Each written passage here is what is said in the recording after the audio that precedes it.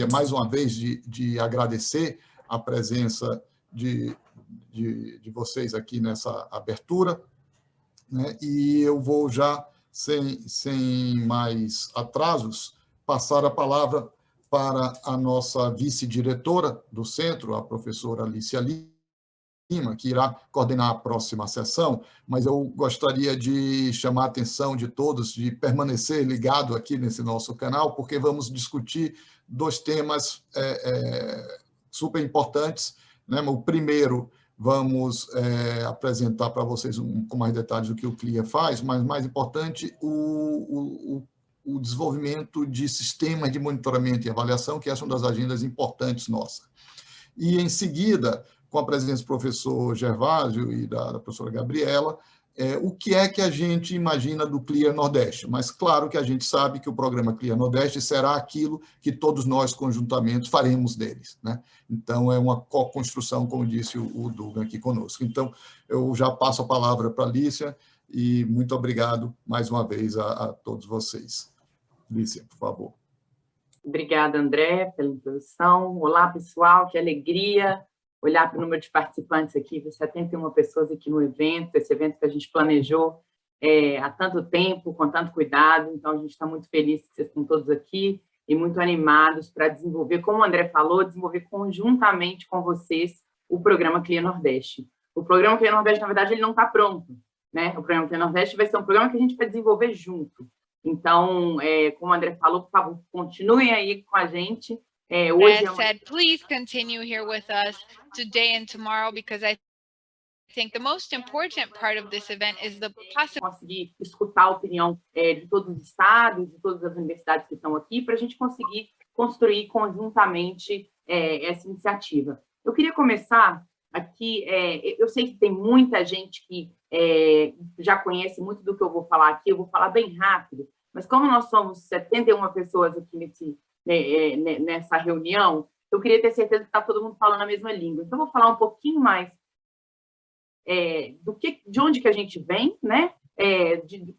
Como que a gente trabalha, como que a gente vem trabalhando ao longo do tempo, e como o André falou, vamos falar um pouquinho sobre sistemas de monitoramento e avaliação, que é um dos eixos importantes do nosso trabalho com diferentes governos. Então, vamos falar um pouquinho do CLIA, depois vamos falar um pouquinho sobre, né, por que a gente fala tanto de monitoramento e avaliação e o que isso tem a ver com o ciclo da política pública. Depois vamos falar brevemente do panorama do sistema de monitoramento e avaliação. Vou convidar a Gabriela aqui nessa parte da apresentação para me ajudar, e depois a gente vai falar sobre institucionalização de sistemas de monitoramento e avaliação no Nordeste. Então, a iniciativa CLIA, o Dugan já falou um pouquinho, o André já falou, mas então a iniciativa CLIA é uma sigla em inglês, que é Centers for Learning on Evaluation and Results, Centros de Aprendizagem, Avaliação e Resultados, né? É uma iniciativa global que promove o uso de evidências na tomada de decisão através da promoção de práticas de monitoramento e avaliação. Né? Hoje em dia, o CLIA é parte de uma iniciativa maior ainda global, que é o Global Evaluation Initiative, que o gerente geral da iniciativa falou aqui para a gente abrir nosso evento, né, que é uma coalizão de diversos doadores e diversos parceiros, incluindo a ONU e o Banco Mundial, que busca reunir parceiros locais e internacionais para ampliar essa agenda globalmente. Né? O CLIA, que é um dos parceiros implementadores do GEI, do Global Evaluation Initiative, também é uma rede internacional. Nós somos 6 centros no México, no Brasil, na África do Sul, no Senegal, na Índia e na China.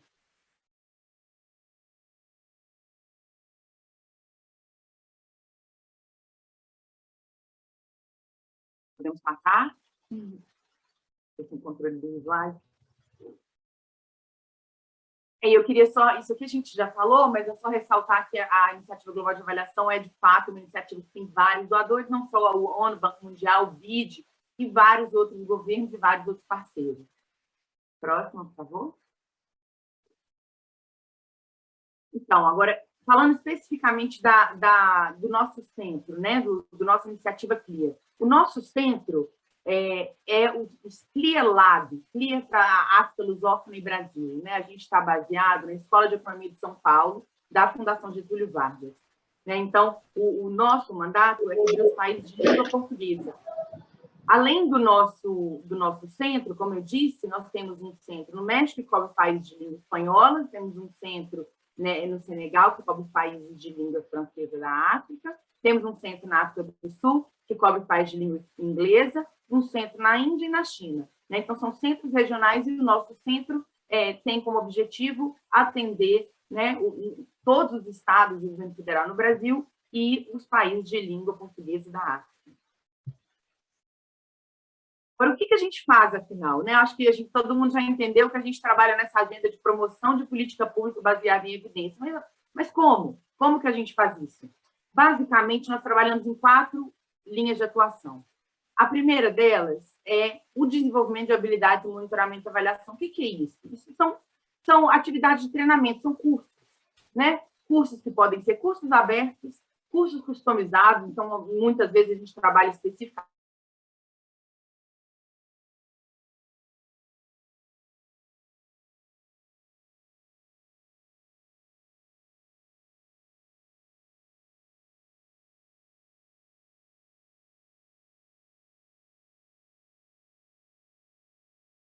com base em evidência. Essa é uma linha que, essencialmente, é uma linha que provê assistência técnica, em geral, para os governos ou para os parceiros. A gente não trabalha somente com o governo também. Algumas vezes a gente trabalha com outras organizações do setor privado da sociedade civil. Né? Então, o que a gente faz em geral? Né? A maior parte dos nossos parceiros, nessa linha de atuação 2, são governos, governo federal e governos subnacionais. E a gente trabalha com assistência técnica, fazendo diagnóstico de necessidades, ajudando no desenvolvimento e na promoção de sistemas de monitoramento e avaliação e assessoria para diferentes tipos de avaliação. A nossa linha de atuação 3 é a linha de gerar evidência, né? Evidência para promover política pública baseada em evidência. Nessa linha de atuação, nós trabalhamos com o desenvolvimento, o apoio no desenvolvimento de manuais de monitoramento e avaliação, o apoio na realização de avaliações, a análise de dados e pesquisa aplicada. E a nossa 4ª linha de atuação é a linha de disseminação do conhecimento e monitoramento e avaliação. Então, aqui a gente trabalha com seminários de monitoramento e avaliação, mesas redondas, síntese de evidências e diferentes publicações. Agora, aqui, claro que eu sei que grande maioria de vocês, né, entende muito bem o que a gente quer dizer, mas só para ter certeza que está todo mundo falando a mesma língua, eu queria só falar um pouquinho sobre isso. Né? O que é monitorar? Por que a gente está falando tanto de monitoramento e avaliação e conectando isso com política pública baseada em evidência? Como todo mundo que está aqui e trabalha no governo sabe, uma política pública é sempre o resultado de um processo que envolve várias escolhas. Né? A gente escolhe o tempo inteiro, a gente escolhe a área de intervenção, a gente escolhe o público-alvo, a gente escolhe como intervir, a gente escolhe o modelo da política pública, a gente escolhe o desenho, a gente escolhe tudo, né? Então, a promoção de política pública com base em evidência nada mais é do que a prática de usar todo o conjunto de informações robustas existentes no processo de tomada de decisão. Né? Mas por que a gente faz isso? A gente faz isso para tentar aumentar a chance da política ser desenhada e implementada da forma mais apropriada possível, dentro daquele contexto existente, né? Para que a gente tenha maior chance de conseguir atingir nossos objetivos.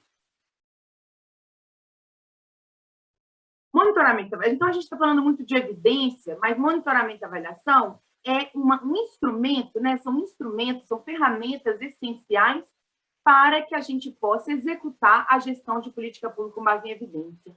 Né? Monitoramento e avaliação são complementares, mas não são exatamente a mesma coisa. Né? Como que monitoramento e avaliação podem gerar evidências para auxiliar na tomada de decisão?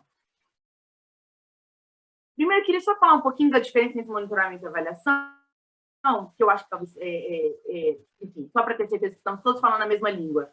Monitoramento nada mais é do que o acompanhamento de indicadores selecionados, com o objetivo de medir o progresso de todas as etapas de uma política. Então, a gente mede, né, um mesmo indicador ao longo do tempo para monitorar, né, o desenvolvimento daquela política. Em geral, a gente utiliza os dados para rastrear mudanças de desempenho ao longo do tempo, identificar tendência ou padrões. Agora, o que é uma avaliação? A avaliação é uma pesquisa que busca respostas sobre um programa política, né? Uma avaliação pode responder vários tipos de perguntas. Pode responder se uma política está bem desenhada, pode responder se a minha política está sendo bem implementada, se teve alguma falha de implementação, pode responder quais são os resultados, né? Se a política alcançou as metas ou não, se alcançou os resultados esperados ou não.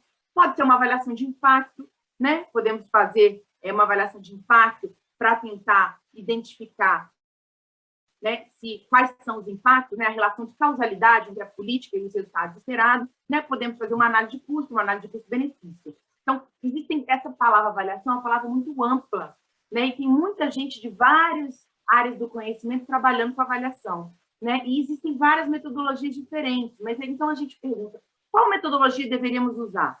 Essa pergunta não tem resposta para ela, porque a metodologia que a gente vai usar depende da pergunta que a gente quer responder. Então, é muito importante que a gente entenda que não existe um tipo de avaliação e o tipo correto de avaliação. Isso não existe, né? E é muito importante que a gente junte esforços, né, para que a gente consiga, né, atacar essa questão da avaliação de uma forma ampla ao longo do ciclo da política pública. Porque a avaliação, né, o ciclo da política pública está aí na tela, né? Começa com a identificação do problema que a gente pretende combater, depois a gente passa para a formulação da política pública. Num terceiro momento, a gente passa para a fase da implementação, quando a política pública realmente começa a ser executada. Depois passamos para a fase da avaliação, essa avaliação aqui é a avaliação ex post, né, depois da implementação. E depois passamos para a fase da tomada de decisão. Interessante aqui é que existe uma fase do ciclo que está escrito ali, avaliação. Mas será que a gente deve usar a evidência só ali na avaliação? Né? Não, com certeza não. As ferramentas de monitoramento e avaliação, elas devem ser usadas ao longo de todo o ciclo da política pública. É muito importante que isso aconteça, né? Então, que no início, na identificação do problema, a gente não pense um problema que a gente queira combater, mas a gente use a caracterização desse problema com evidências, fazendo uma avaliação de necessidade. Na formulação da política, que a gente faça uma teoria da mudança, uma avaliação do desenho da política, que a gente faça microsimulações do impacto. Importante fazer o plano de monitoramento e o plano de avaliação antes da política acontecer, né? Ao longo da implementação da política, é fundamental que a gente faça uma avaliação de processos de implementação e acompanhe os indicadores de monitoramento para ter certeza que a política está caminhando como ela deveria caminhar, né? E após um período de implementação, podemos fazer no ex post a avaliação de resultados, a avaliação de impacto e a avaliação de custo-benefício. Isso aqui é só para dizer, pessoal, que esse mundo da avaliação é um mundo complexo. E é por isso que a gente precisa juntar esforços e trazer pessoas de várias áreas para a gente colaborar, né? Que é muito importante um governo que trabalha com política pública baseada em evidência, estabelece um sistema de monitoramento e avaliação, ele pensa em várias dessas metodologias em vários momentos do ciclo da política pública.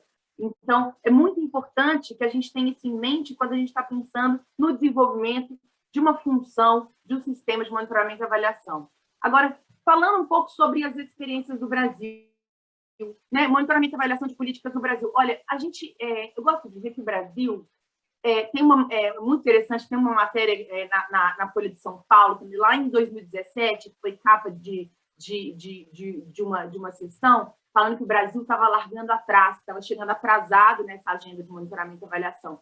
Realmente, né, lá em 2015, quando a gente começou, essa agenda era muito incipiente no Brasil. Mas a gente está muito feliz em saber que, ao longo dos últimos anos, o Brasil e vários estados fizeram bastante progresso nessa agenda, né? Essa agenda começou seguindo o modelo do México, do Chile, do Reino Unido. O Brasil avançou bastante no desenvolvimento de iniciativas de sistemas de monitoramento e avaliação que institucionalizam a avaliação de política pública dentro do governo, né? A gente tem as duas iniciativas que a gente começou a trabalhar, que foram pioneiras e que nós, do CLIR, tivemos o prazer de colaborar. Foi uma iniciativa do governo federal, junto com a Casa Civil e vários outros órgãos do governo federal, né, que culminou nos guias do governo federal, que vocês devem conhecer, e também colaboramos com o governo do Espírito Santo, que lançou o primeiro sistema de monitoramento e avaliação do Brasil. E, na verdade, né, como a gente vai falar depois, existem várias outras iniciativas, e vários de vocês que estão aqui, muitas iniciativas que vieram na sequência, que realmente estão avançando muito nessa agenda no Brasil. Agora eu queria fazer uma pausa e eu queria dizer que a iniciativa pioneira no Brasil, subnacional, foi do governo do Espírito Santo. E a Gabriela Lacerda, ela era a nossa parceira no governo do Espírito Santo na época, ela era presidente do Instituto Jones, e ela trabalhou com a gente do lado do governo e a gente do lado do CLIA para lançar o sistema de monitoramento e avaliação do Espírito Santo. A gente tem a alegria de ter hoje a Gabriela na nossa equipe, né, coordenando essa agenda e estar junto com o professor Gervásio, da Universidade Federal da Bahia, à frente dessa iniciativa. Então, eu queria convidar a Gabriela para falar um pouquinho do panorama de sistemas de monitoramento e avaliação. Gabi? Obrigada, Alicia. Bom dia a todos e todas.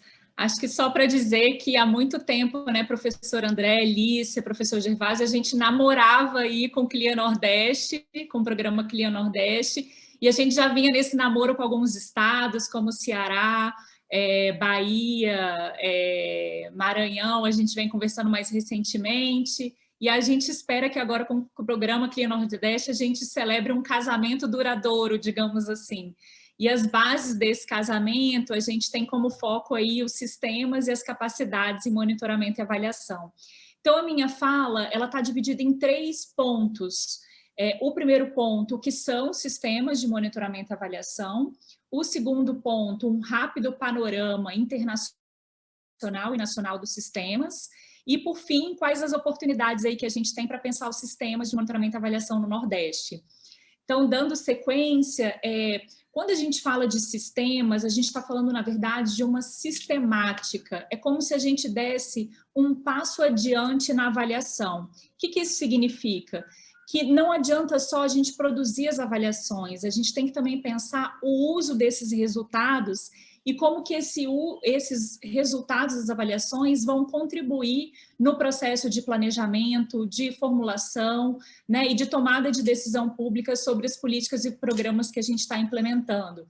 Então, os sistemas, eles organizam uma série de mecanismos, normas, diretrizes para guiar a tomada de decisão pública com base em evidência.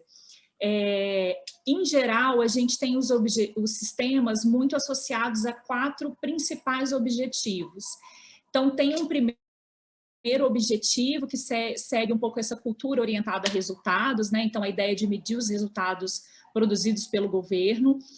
Tem um segundo objetivo, que é justamente influenciar esse processo de formulação das políticas públicas e melhorar a forma como se implementa a política pública, né? Então, principalmente a avaliação é um ponto-chave aqui para entender o que funcionou, o que não está funcionando e por que não está funcionando. A gente tem um terceiro objetivo associado, que é um pouco essa lógica, né? Gasto público só com eficiência comprovada.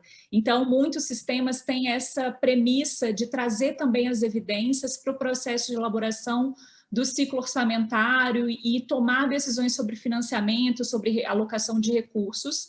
E, por fim, o último objetivo também contemplando dimensões de accountability, transparência. Muitos sistemas têm isso como um princípio, inclusive divulgar para toda a sociedade os resultados das avaliações. A gente tem 3 famílias de sistemas e não existe um modelo certo ou errado, não se trata disso, e é claro que cada grupo, aí, cada tipo de sistema tem vantagens e desvantagens.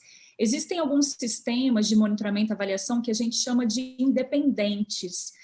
São sistemas, em geral, com muito foco nessas dimensões de controle, de accountability, de prestação de contas, e é comum, nesse tipo de sistema, se criar um órgão específico para coordená-lo. Aqui um exemplo que a gente poderia dar nessa direção é o México, que possui o Coneval, o Conselho Nacional de Desenvolvimento Social, formado por acadêmicos e representantes do governo, e que coordenam o sistema mexicano, que inclusive tem um foco muito grande na redução da pobreza. A gente tem os sistemas centralizados, que são sistemas com esse olhar sobre o gerenciamento dos programas e também na gestão orçamentária. Em geral, são conduzidos e coordenados pelo centro de governo, a fazenda, planejamento, finanças ou algum órgão que esteja no centro de governo. E um exemplo nessa direção aqui é o Chile, O Chile tem o poderoso, né, Ministério da Fazenda, com a Direção Geral de Orçamento. Lá eles têm um comitê de avaliação, e todo ano o comitê decide um conjunto de 20 programas que vão ser avaliados. E, por fim, a gente tem os sistemas descentralizados. O que são os sistemas descentralizados? São os próprios sistemas criados nos órgãos que implementam as políticas. Então, é um sistema na própria Secretaria de Educação, por exemplo, na de Desenvolvimento Social, na de Saúde, na de Meio Ambiente. E, em geral, são sistemas que têm esse olhar muito voltado para a formulação dos programas. A desvantagem desses sistemas descentralizados é que, como cada área de política pública implementa o seu, você não tem resultados muito comparáveis e não tem também metodologias padronizadas, cada um faz de uma forma. Da mesma forma também, os sistemas independentes, apesar dessa dimensão importante de transparência, de prestação de contas, muitas vezes, por ser um órgão externo, eles estão distante do dia a dia da implementação da política. Então, eles acabam influenciando pouco o processo aí de formulação das políticas públicas. Então, só apresentando um rápido panorama dos tipos de sistemas. E aí, entrando no segundo ponto, que é esse panorama internacional e nacional, queria fazer 2 destaques aqui com essa linha do tempo. Um primeiro destaque, que como a gente pode observar pelos países que estão citados aqui, a gente vê que o sistema é uma tendência não só em países membros da OCDE, mas também os sistemas estão sendo implementados em países ou regiões em desenvolvimento. E aí, um segundo ponto de atenção para chamar aqui é que a gente tem, digamos que, 3 gerações de sistemas. A gente tem uma primeira geração dos sistemas que nascem na década de 70 e de 80, e são sistemas que nascem muito vinculados ao orçamento baseado em resultado, e a gente tem exemplos do Canadá, do Reino Unido, da Austrália. A gente tem uma segunda geração de sistemas que muitos são latino-americanos, na década de 90 e nos anos 2000, então a gente tem o Chile, México, que eu já citei anteriormente, a Colômbia, a Costa Rica, e são sistemas que influenciaram muito a terceira geração de sistemas, que começa a partir de 2010, e aí a gente tem tanto alguns casos na África, como a África do Sul, e a gente também tem no Brasil, tanto o governo federal quanto, né, o do Espírito Santo, que a Alicia comentou aqui brevemente com vocês. E a gente tem uma série de outros estados no Brasil, também em nível nacional, institucionalizando processos e práticas, Minas Gerais, Ceará, Bahia, Maranhão, que estão aqui presentes, Pernambuco e tantos outros. Então, só para citar como é que essa agenda vem se expandindo. Entrando, então, no terceiro ponto, a Alicia comentou brevemente, né, o caso do Brasil e do Espírito Santo.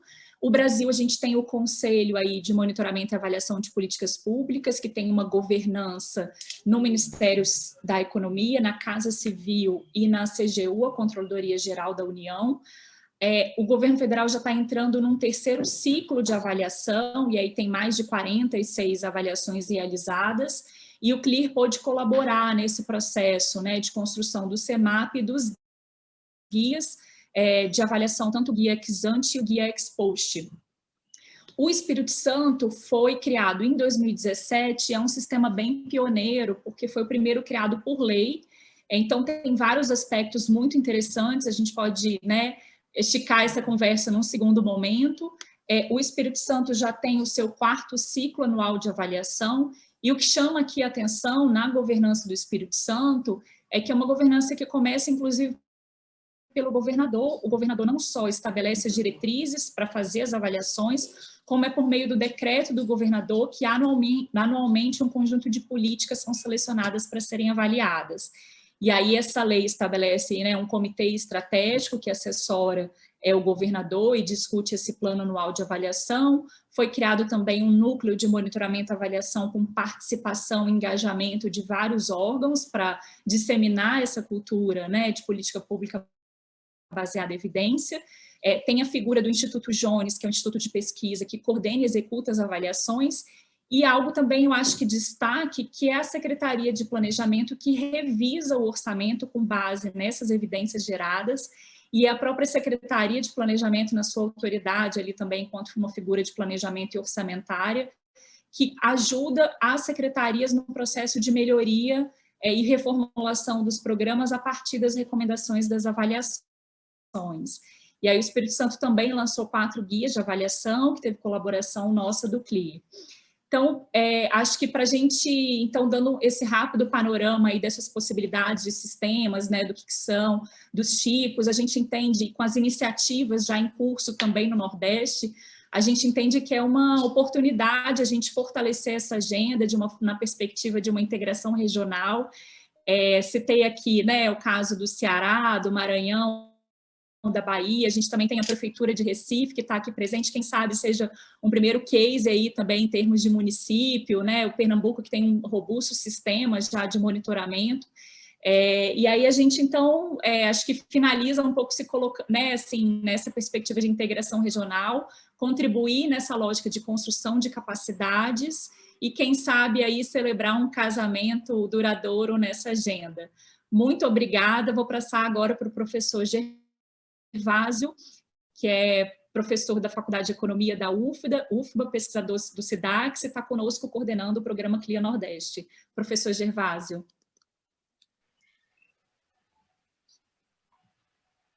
Bom dia a todos. Todos ouvem perfeitamente? Sim. Sim. Ok. Bom dia, eu sou Gervásio, sou professor e pesquisador da Faculdade de Economia da UFBA, também sou pesquisador do SIDAX, e o que eu vou apresentar para vocês aqui é um pouco dessa iniciativa, bem rápido, ou seja, de onde surgiu, na verdade, a ideia, né, do programa CLIA Nordeste. Surge, é óbvio, da vontade, né, do professor André Portela de ter aqui no Nordeste um programa específico para a região Nordeste. Isso surge no momento em que também estava surgindo aqui na Bahia o SIDAX, que é o Centro de Integração de Dados e Conhecimentos para a Saúde, da Fiocruz. Então, da vontade do professor André Portela, da vontade do professor Maurício, surgiu essa ideia de estabelecer um programa, né, uma extensão, né, mas é um programa, na verdade, do CLIA aqui no Nordeste. Eu vou falar rapidamente um pouco do que nós temos nesse momento, acho que todos enxergam perfeitamente aí, né? Então, é um programa, né, na verdade, o CLIA Nordeste é um programa da Fundação Getúlio Vargas, da Escola de Economia da Fundação Getúlio Vargas, para fortalecer o uso de evidências em políticas públicas na região Nordeste do Brasil.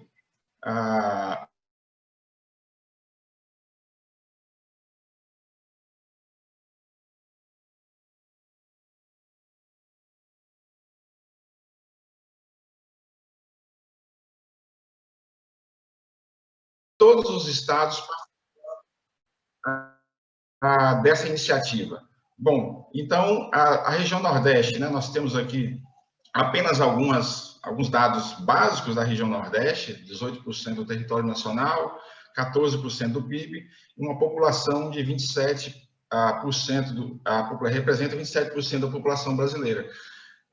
Bom, mas aí a gente entra numa questão específica, né? Se a gente olhar a população e o PIB, a gente já vê que, em termos de pobreza, desigualdade, nós temos vários dos grandes problemas do Brasil, ou seja, em termos de desigualdade, pobreza, muitos eles estão concentrados na região Nordeste, né? Ou seja, estão aqui com a maior evidência, ou seja, e 53% da região está no semiárido. Então, existe, sim, uma preocupação com política pública, né? E nós temos essa percepção de que evidências, ou seja, o CLIA pode ajudar muito numa iniciativa de fortalecer a política pública baseada em evidências, exatamente porque é uma região que tem peculiaridades, né? A região Nordeste tem peculiaridades.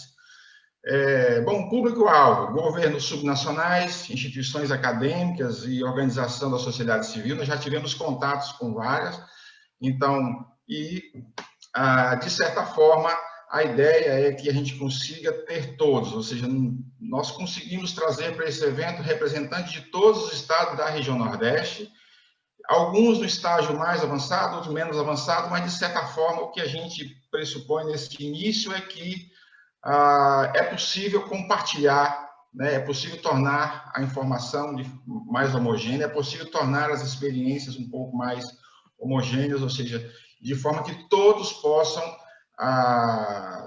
ter esse princípio, né, de política pública baseada em evidência, que a gente possa ter isso na região Nordeste como um todo. Então, os objetivos, né, disseminar a cultura, né, da política pública baseada em evidências, aperfeiçoar as políticas públicas regionais, melhorar a qualidade do gasto público e contribuir em direção aos ODS e às metas da Agenda 2030. Aqui, bem rapidamente, então, o que a gente tem aí, esses 4 eixos, né?